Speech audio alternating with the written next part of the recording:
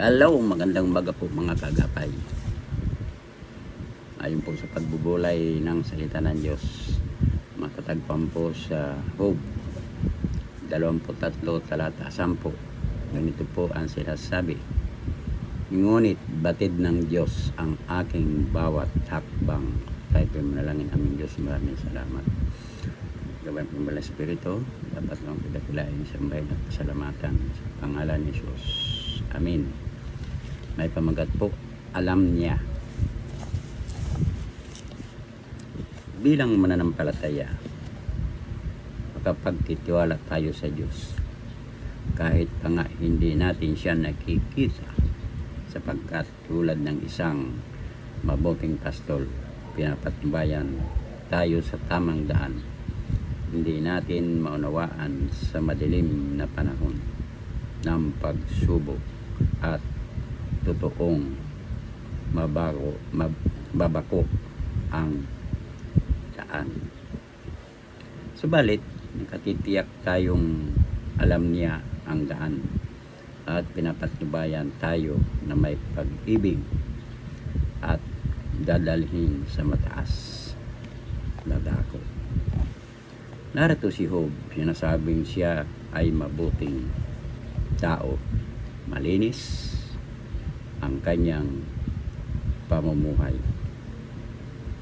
May takot siya sa Diyos at hindi gumagawa ng masama.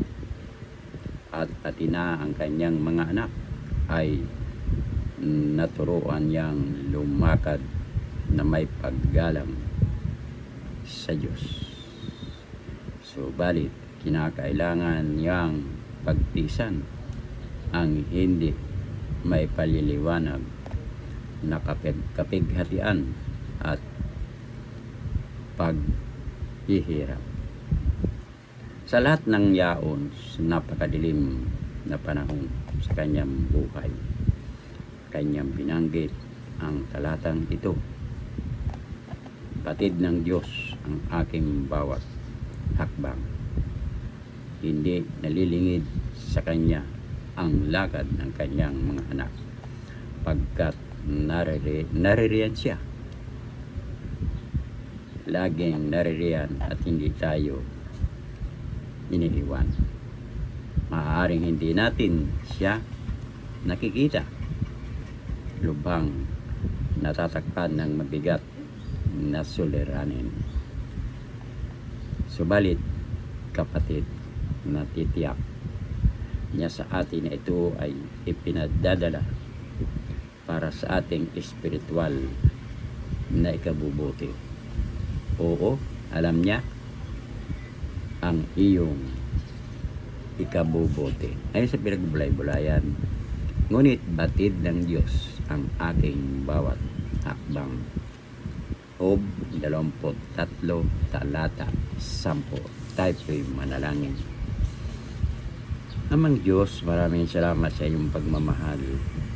Tulungan mo po kaming magtiwala, lalo na po sa mga panahon ng aming kagipitan.